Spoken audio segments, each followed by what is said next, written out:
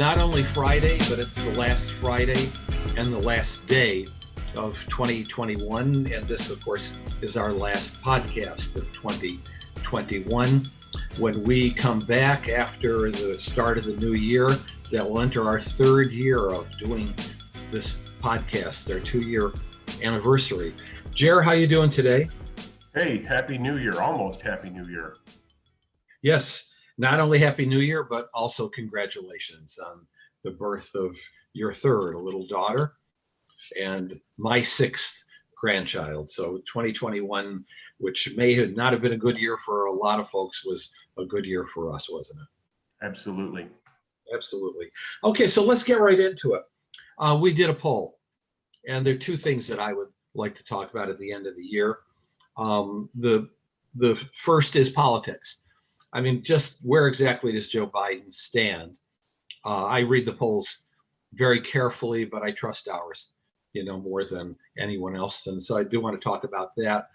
And because we're heading into a very, very important election, with Congress and its majority being held at the balance, what are the prospects now for the Democrats and Republicans? And then secondly, you had a number of pieces of this new poll, and you released some data about trust and distrust regarding mandates. And so you get the second half, and I would think probably the larger half of this discussion. How's that sound? Well, the 2 releases tie into each other, so it sounds good. Yeah. All right, so let's get into Biden, the Democrats, and the Republicans. So when we looked at Joe Biden's approval rating, our numbers were a little higher than many other polls that came out around the same time. They generally had Biden in the low 40s, 40 to 43% approval. We actually had him at 46% approval. And that is kind of like a borderline of acceptability. That's where George W. Bush was at about 46, 45 approval when he won re-election against John Kerry in 2004. But despite the fact that that number was pretty good, and for us in our polling anyway, showed probably the beginnings of a reversal of fortune for President Biden, there were some lurking shadows in the details of those numbers that I think spelled trouble, and for Biden, for the Democrats, and that do not take the Democrats out of the woods as we leave one year and enter an election year. So he gets, in terms of approval, an 82% positive rating among Democrats. That's not good enough. Presidents should be at or close to 90% approval rating among their own party. That 82% is troubling, and you'll see why, especially in a moment. Now, 17% approval rating among Republicans actually is not bad. Kind of a little higher than normal. Obama would always get about 20% of Republicans when he was doing well in the polls. What is troubling, though, for Biden, and we'll see this also when we take a look at the numbers for Congress, is that he gets only a 37% approval rating among independents. 61% of independents disapprove of the job he's doing as president. That's a reversal of fortune. Back in 2020, he won independents by 20 percentage points, and now he's down 34 percentage points, 37-61. But his problems continue, and this is consistent with other polls. 54% of Hispanics give him a positive approval rating, 46% disapprove. Biden won with 70% of the Hispanic vote in 2020. Put them over the top. There is something going on with Hispanic voters, not only in our poll, but in the polls of others as well. Hispanics, fundamentally a conservative group when it comes to social issues and traditional values. However, for the most part, they have been voting heavily as Democrats and voting on fiscal issues and the economy and so on. Put an asterisk next to that 54%. That's not good. 64% of blacks approve of the president. That's a group where he needs 90% of the vote. And the fact that he is 64% approval, 32% disapproval. This is something that we started to see in our polling prior to the 2020 election, that particularly young black men, not tectonically, not massively, but slowly and steadily entering into double-digit support for a Republican candidate, something to watch. And then I think what's particularly ominous then is that 18 to 29-year-olds, 46% approval rating, 52% disapprove. This is a group where he needs over 60% support. So if we look at the Obama and then the Biden winning coalition, we see from these numbers alone that the president has to step up his game, and he's going to need to step up his game before 2024. He's going to need to step it up right away.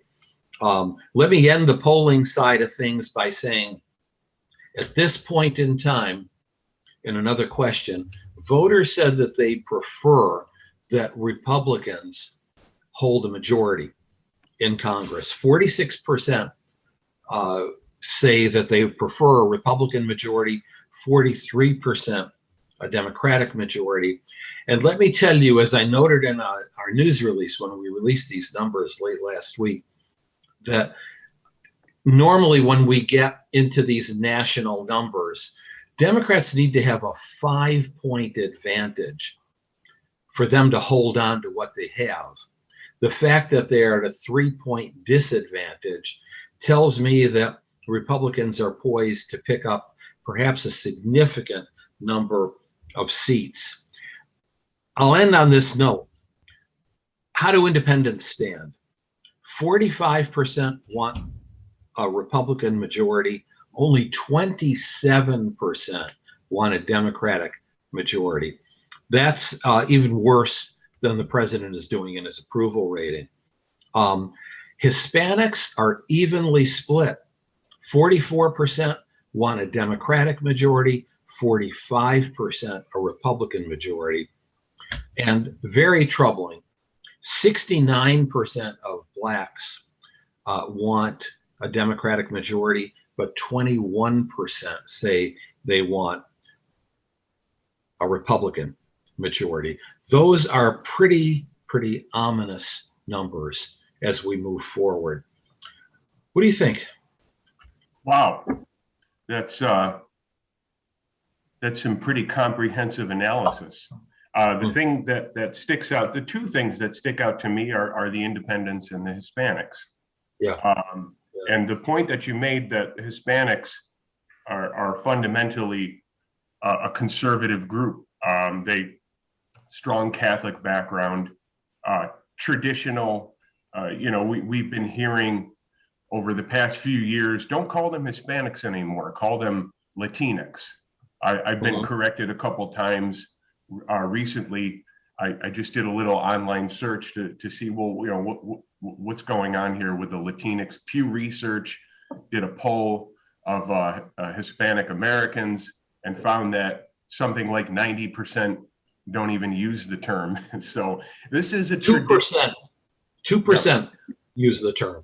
Yeah, and a bunch of them aren't even familiar with it, and so this is a traditional group. It's interesting that they've been Democratic. They tended Democratic for a while. that could, that, you know, my interpretation, this could be wrong, could be the liberal sentiment of being more international, when liberal ideology tends to be more international in its outlook.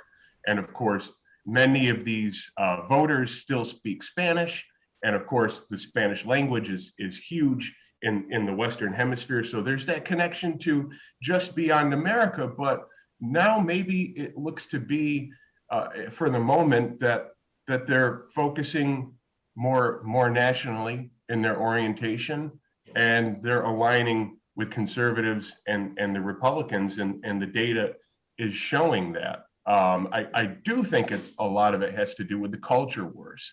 I do think a lot of it has to do with the push from Democrats and what maybe conservative Hispanics could see an attack against the family, the institution of the family, and an attack against things that we're familiar with.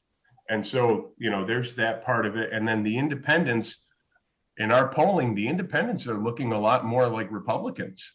So what's going on there? All eyes on the independents as we head into 2022. What could possibly turn the independents around to go back to the Democrats? The Democrats would have to do a complete 180, which I don't think they can do. The Democrats are so attached to Build Back Better. They've made it such a big part of their program. Remember, going into the 2020 election, on election day, I released an issue of what I was writing then during that, tracking that year, tracking COVID and the election 2020, an issue of the Intelligencer called The Reset or the Anchor, in which I said Americans went to the polls not voting for Trump versus Biden, but more or less when they looked at the voter card and determined who they were going to vote for, they were essentially looking at symbols. And there were images essentially of a reset button representing Biden and the Democrats, and an anchor representing the Republicans, and holding on to a semblance of familiar life. And that is where we are today, still a year later, that the Democrats have aligned themselves with the Davos crowd, with the Build Back Better, with the Great Reset. As I mentioned before, Justin Trudeau, Boris Johnson, the IMF, the European Union in general, Christine Lagarde, and all of the major players of that cloth, you could say, that intellectual mindset. And I think that's what's essentially shooting them in the foot, is more voters today are not ready to be thrust into a vortex of future shock, in which we talk about abandoning the life that we know today and just being sucked into a vortex of the future. And I think that's what has independents scratching their heads, what has Hispanics scratching their heads and looking to the anchor, a semblance of familiar life.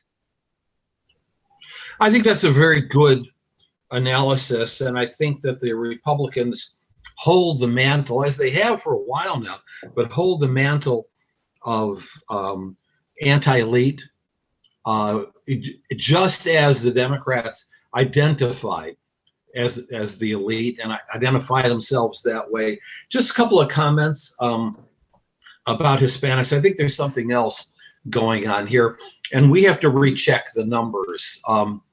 But I watched over the last, over the previous decade, I saw the number of Hispanics in this country grow, who identify themselves as born-again evangelical, rise from 19% of the total to 25% of the total. And to be honest with you, I haven't tracked that number in the last 7 or 8 years, but I do know, and I do hear that a fast-growing element in our communities are those storefront iglesias that you see in downtowns and small and larger cities, those small evangelical churches, which are very, very conservative, particularly, as you point out, on traditional values. I think it'd be good to go back to our polling and do an analysis of who these Hispanics are. We also know that, particularly in a state like Florida, you're getting anti-communist Venezuelans, continue Cubans, Nicaraguans, and others, mostly those three groups still, that are coming in and are clearly anti-liberal, anti-democrat, and so on. Well, I would just add an element to that. Beyond anti-democrat and anti-liberal, if you come from Argentina, if you come from Venezuela, if you come from Colombia, Nicaragua, El Salvador, these are banana republics. These are third world nations. Argentina didn't always used to be. Argentina used to be one of the top 10 richest nations in the world, but they have descended into chaos. They have, whether it's hyperinflation, whether it's jackbooted thugs that knock on your door in the middle of the night and you disappear. They have fled that, whether it's the prospect of going hungry. They have fled that. And now what's amazing is that since COVID, elements of the third world have now come to the first world in terms of a fear of authoritarianism, a fear of totalitarianism, of economic shock because of COVID. And so they carry those stories and they come here with the hope of a better life. And they're, a lot of them can see that, hey, maybe these elements are knocking on our door. We're going to make sure that doesn't happen. Yeah, let me just clarify that Argentina has a troubled history of Peronism and of a horrible authoritarian dictatorship in the 70s and the 80s, where tens of thousands of people were rounded up in stadiums and. Well, that's what I'm saying. But at the turn of the previous century, they were one of the richest nations in the world. They were. They were. So who do folks trust when it comes to dealing with COVID? I mean, what have you found? Well, what we're finding is that it looks to be that there's enough people who don't, and I'm extrapolating this data based on a question. There's enough people who don't trust the mandates that are coming out of the White House, and so we had a question, and this is what I'll reveal: is we asked people, is it right or is it wrong to disobey a mandate? And so essentially, what we want to know is, do Americans equate mandate or executive orders, either or, do they equate it with law? Or do they equate it with just some whimsical, arbitrary measure? And so we have here 39%, that's the plurality, say it's right to disobey a presidential mandate, but yet 36% say it's wrong. So the public is split and the rest are unsure. And so really, no surprise here, like in many things, there's a complete split. And so I took it to another level and I said, well, okay, so that tells me that there's a little bit of divide over maybe a national outlook and a more localized outlook. So let me ask this question. And we asked the respondents in the poll, who they trust more and who they think has more legal authority. And that would be their own county sheriff or the FBI. Now, I know this doesn't play into COVID, but what it plays into is outlook in terms of, we could say checks and balances, and at what point does federalism or the federal government have too much overreach? And so 46% side with their local sheriff, both in terms of trusting as well as being the final say of the law in that county. And 31% go with the FBI. Now, I came up with this question because there was an incident earlier in the year. I won't get into all the details, but essentially a man in Montana had woke up in the middle of the night and found that the feds were on his property. and there was a SWAT team ready to raid his house, and he went outside, and ultimately he was detained and he was arrested. Come to find out, he had been living previously in North Carolina with a girlfriend in a very tumultuous relationship, and the girlfriend had reported him to the feds across state line. I don't know what the details were, but the importance of the story is that the locals were outraged that the county sheriff never got wind of this. The feds had completely bypassed the county sheriff and went in and did what they had to do. And so that inspired the question, where do we see the law here? Who has the final say at the county level?